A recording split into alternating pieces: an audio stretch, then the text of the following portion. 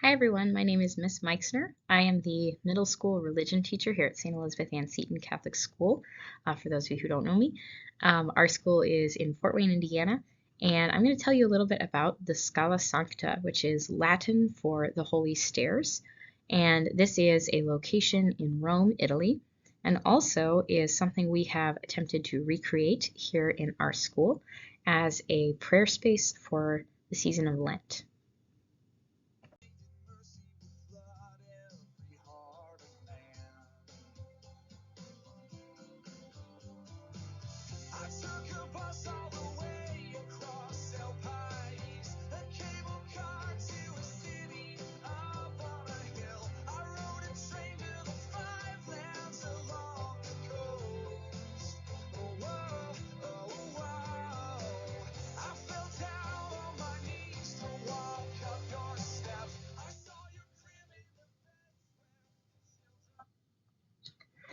So what you just heard in the background is a song by Kevin Heider. It is called God in Austria.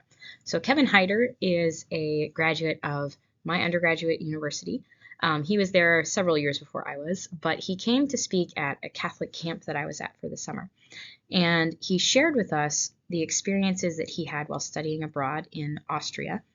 And one of those experiences was visiting the Scala Sancta, the Holy Stairs. So the last part of the song you just heard there where he says, I fell down on my knees to walk up your steps. He's talking about the Scala Sancta. And this was the first time I ever heard about this, even though I was raised in a Catholic family. I knew my faith really well. I had never heard about the Scala Sancta. So if you've never heard about it before, you're not alone. And so he told us the story of how this set of stairs is present in the city of Rome, not very far from St. John Lateran Basilica, and that he had the opportunity to go there and to pray, and it was this powerful experience for him. So from that first time I heard about it, I knew this was something that I wanted to do. And in the year 2014, I had the opportunity to do that. So in this video, I'm going to tell you a little bit about what the Scala Sancta is, my own trip to the Scala Sancta, what I saw, what I experienced, our Scala Sancta here at school, and how to pray with the Scala Sancta with your class. Teachers, that part is for you, so I'll include a little reminder to pause the video if you're showing this to your students so that they don't have to see that part.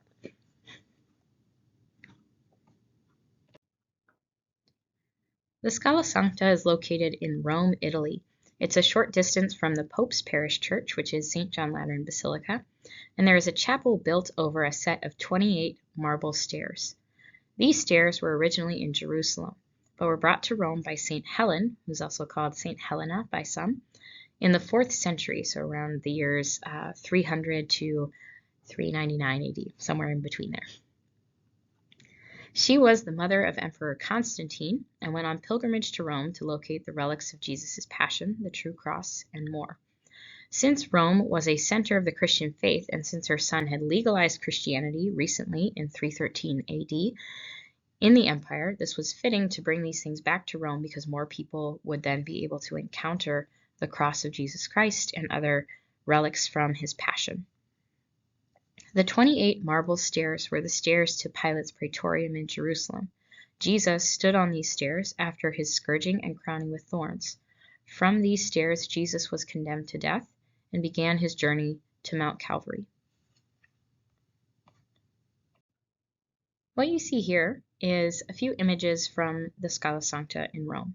Now, typically, the stairs are covered with wood framing to protect them because they have become very worn over time. So thousands of people have traveled here over the centuries and have ascended these stairs, gone up these stairs on their knees. And so there's these kind of these bends in the stairs. So they're curved instead of straight because of how many people have gone up the stairs on their knees. And so it's worn away parts of the stairs over the years. But usually there's this wooden framing built over the stairs kind of to protect them. So that was what was there when I was there. In 2017, though, they were restoring the stairs, so actually the marble was visible and available to be climbed for a short period of time more recently. As far as I know now, we're back to the wood framing, but I'm not 100% sure on that, so if you're curious, go find out. So these stairs are the stairs that Jesus stood on before Pilate condemned him to death, before he carried his cross to Mount Calvary. And because we recognize that this is a holy place where Jesus embraced his passion and suffered for us as a result of our sins, these stairs are not, you don't set foot on the stairs. You don't put your feet on the stairs. You don't treat it like a normal staircase.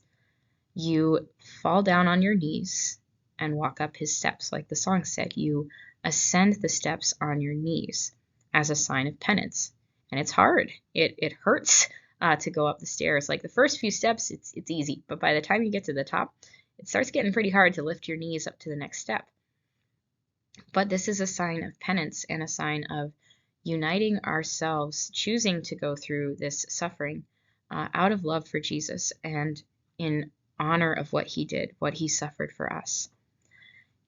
Now, a plenary indulgence, which is a removal of some of the punishment we would receive in purgatory as a result of our sins, a removal of all that punishment, can be granted for those who travel to Rome and climb the stairs on their knees. Now, for people who can't physically do that, a plenary indulgence can still be obtained just by visiting the stairs and praying at the foot of the stairs.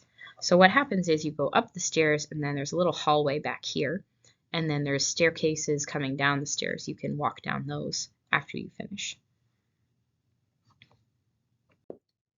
Along the stairs, there are a number of spots that look like this. There's a little cage over a spot on the floor, and then there's a cross near it. The cage is over a spot where Jesus' blood fell on the stairs. And you can still see the stains from Jesus' blood on the stairs today, which is amazing.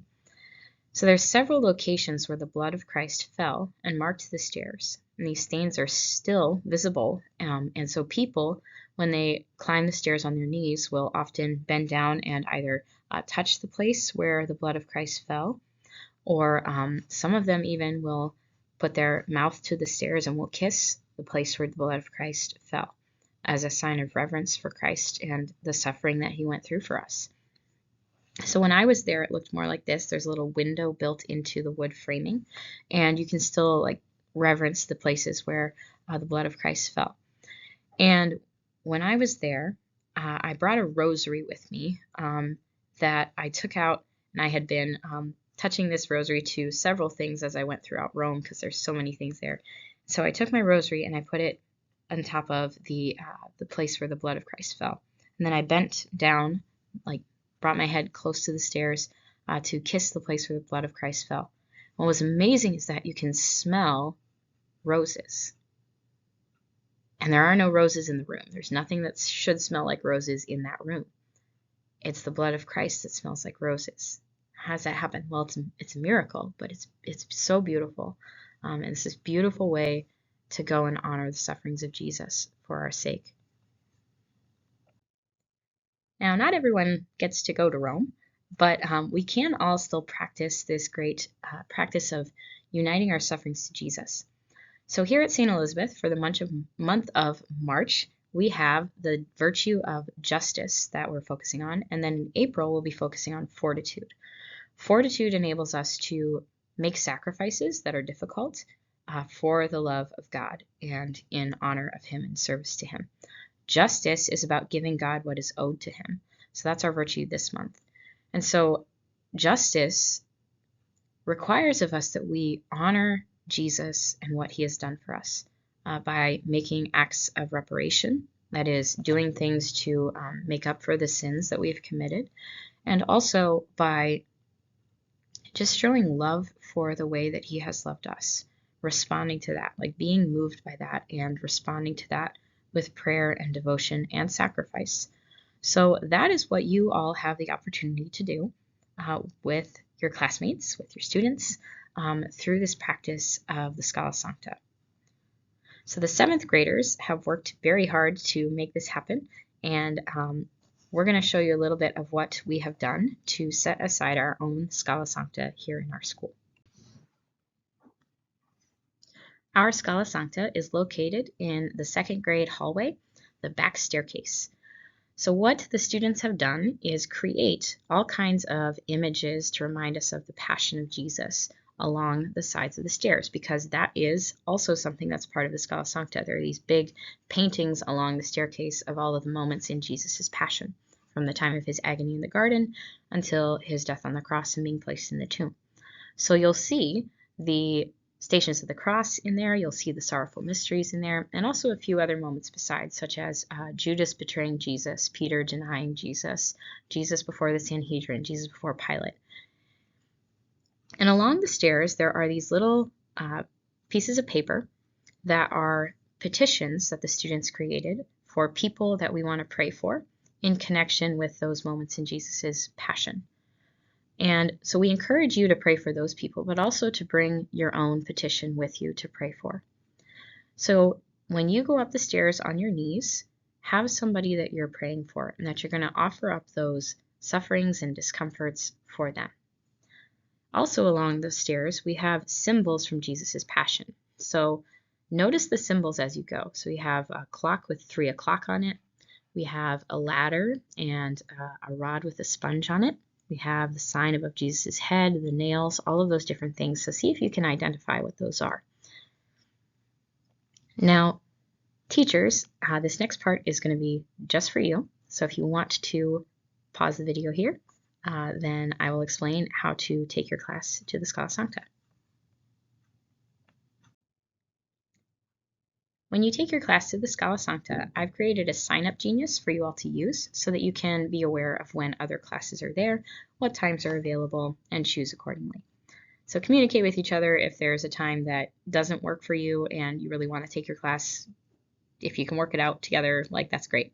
But please use the sign-up genius and just be aware of when other people are in the staircase, so that we're not interrupting their time of prayer. Also, those stairs are going to be off limits during the day, except for second grade's arrival and dismissal times, because they need to use the stairs for traffic purposes. But just let your students know they can't use those stairs to go up and down stairs, because it's a place of prayer and we're trying to rope it off as well, just to help people remember that. Students should ascend the stairs on their knees, but you may adjust the number of what you feel they are capable of. So my middle schoolers, they can do this because I can do this, and that's what I'm expecting of them. Obviously, if they have knee problems or things like that, like I'm going to make exceptions, but make adjustments according to what you feel your students can do. Maybe it's just the top flight of stairs, maybe it's 4 stairs, maybe it's 3, maybe you think they can do the whole thing and you want them to try. That is up to you.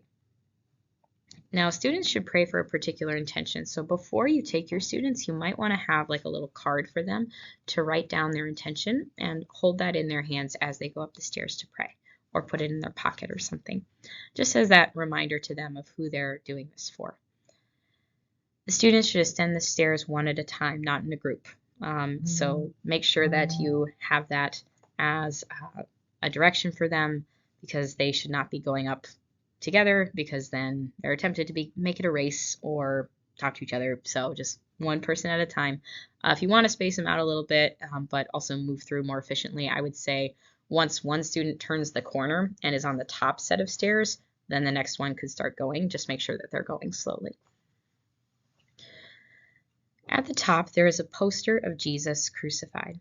Similar to how we venerate the cross on Good Fridays, your students are invited to kiss the cross or touch the cross at the top and end in a short prayer of thanks to Jesus for his love. You may find it easier to take your students in small groups. I'm planning to try to do that with my middle schoolers just because there's 20 to 30 of them at a time, and taking all of them at once, like, it's not going to be quiet. So I'm going to be working together with my partner teachers and stuff to try to figure out how I can take maybe a group of 5 at a time and keep coming back and forth. So that's just an adjustment that I'm making for my students. So please reach out if you have any questions, or your students have questions and you want to know more about the Scala Sancta. A video was sent out before to kind of show it to you it's like a 2-minute video, so if you want to see that more close up or show that to them, feel free. And that's it. So let me know if you have any questions or concerns, or just in general. But please do try to take every class, because this is something that your students will remember. This is part of our Virtue Equals Strength program. It's something Father Terry has really wanted to see happen. And so please prioritize this with your students to the best of your ability. So yeah, thank you so much for your time and for all that you do. God bless you. Have a great Lent.